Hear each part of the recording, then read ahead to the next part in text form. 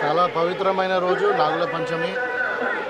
మరి ఈ పండుగ సందర్భంగా జక్రాన్పల్లి మండలం కలిగోటి గ్రామ ప్రజల కోరిక మేరకు ఇక్కడ శివాలయానికి రావడం జరిగింది. ఇక్కడ దేవుని దర్శనం చేసుకుని నాగదేవత కూడా పూజలు చేసుకుని మరి కోరుకోవడం జరిగింది ఏంటంటే ఈ వర్షాలు బాగుపడి మరి పంటలు బాగుపడి రైతులందరూ కూడా ఆనందంగా ఉండాలి, మరి వాళ్ళు సుఖశాంతులతో ఉండాలి, ఆయుష ఆరోగ్యంతో ఉండాలి, వాళ్ళ పిల్లలు కూడా బాగా చదువుకొని మరి ఉన్నత స్థాయిలో ఎదగాలని ఆ దేవుణ్ణి ప్రార్థిస్తూ మరి ఎందుకంటే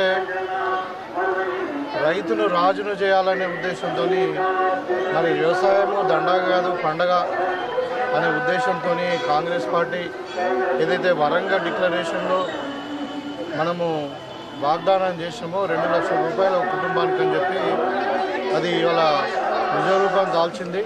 31,000 కోట్ల రుణాలు మాఫ్ చేయడానికి ప్రభుత్వం నిర్ణయం తీసుకొని మరి గత 18వ తారీఖు నాడు నెలలో ₹1,00,000 లోపల వారికి, మరి ఇప్పుడు మొన్న 30వ తారీఖు నాడు 1,50,000 వారికి, మరి ఇప్పుడు 15 ఆగస్టు లోపల 2 లక్షల రుణమాఫీ చేయడానికి ప్రభుత్వం నిర్ణయించింది. ఇప్పటికే చాలా రైతులకు రుణమాఫీ జరిగింది. సో ఇప్పుడు అక్కడక్కడ కొన్ని ఇబ్బందులు వస్తూ ఉన్నాయి. ఏంటంటే సొసైటీలో లోన్ తీసుకొని కొంచెం డేటా ఎంట్రీ లేకపోవడము, లేదంటే ఇంకా ఒక్కొక్క దగ్గర ఇప్పుడు ఈ రేషన్ కార్డు అన్నది కుటుంబానికి ప్రాతిపదిక.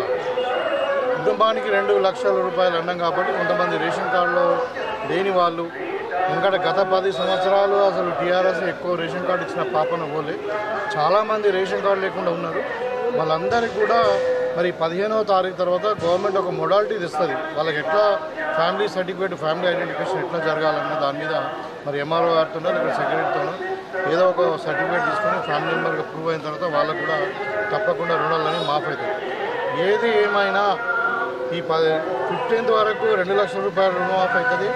తర్వాత ఎవరికైనా ఈ టెక్నికల్ ప్రాబ్లం వల్ల ఎవరికైతే రుణాలు రాలేదో వాళ్ళందరూ కూడా ఫస్ట్ లోపల, అంటే 15th నుండి 1st వరకు వాళ్ళందరూ కూడా వాళ్ళ సమస్యలను కూడా తీర్చి వాళ్ళ అకౌంట్లో డబ్బులు పడడం అనేది 103% ఖాయం.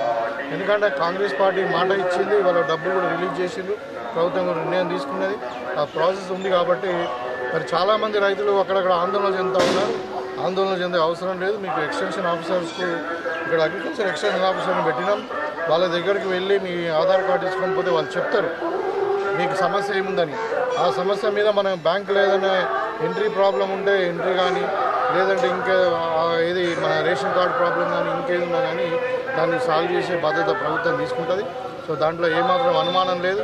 ఇవాళ ప్రతిపక్షాలు ఏదో మాట్లాడుతున్నారు, కొంతమందికి మాఫ్ అయినాయి, కొంతమందికి మాఫ్ కాలేదని. వాళ్ళు 10 సంవత్సరాలు మాటలు చెప్పారు కానీ మరి రైతులకు చేసింది ఏం లేదు. అయితే ఈ సందర్భంగా రైతులందరూ కూడా నిజంగానే ఇవాళ అంటే అందరూ ఆనందంగా పంట పొలాలలో పటాకులు కాల్చుకొని స్వీటు పంచుకునేటువంటి సందర్భంలో ఇలా రైతును రాజు చేయడము, రైతును మరి వ్యవసాయాన్ని పండగ చేయడము అనే లక్ష్యం ఏదైతే కాంగ్రెస్ పార్టీ ఉందో దాంట్లో నిర్విఘ్నమై ఉన్నది. రైతులు పూర్తిగా విశ్వాసం ఉంది వాళ్ళకు కూడా కాంగ్రెస్ పార్టీ మీద. అందరు కూడా రుణమాఫీ చేస్తామన్నది ఒక ప్రధానం. ఇంకొకటి, నిన్న అరుగుల్లో ఒక అబ్బాయి ధరణిలో ప్రాబ్లం ఉందని చెప్పి పాపం ఆత్మహత్య చేసుకున్నాడు. ధరణి అన్నది ఒక విషప్రయోగం, అంటే విషప్రయోగం కాదు, విఫల ప్రయోగము ఈ కేసీఆర్ చేసింది. దాంట్లో ఇవాళ లేని పని ప్రతి విలేజ్లో ఒక 100 మంది రైతులకు ఇబ్బంది అవుతూ ఉన్నది. ఇప్పుడు నేను ఆఫీస్లో కూడా చూస్తూ ఉన్నాను కదా, రోజు ఒక 100 మంది వస్తే దాంట్లో 80% మంది ఈ ల్యాండ్ ఇష్యూస్ మీద వస్తూ ఉన్నారు. దానికి మరి రాష్ట్ర ప్రభుత్వం సీరియస్గా తీసుకొని ఇవాళ ధరణి మీద ఒక కమిటీ వేసింది.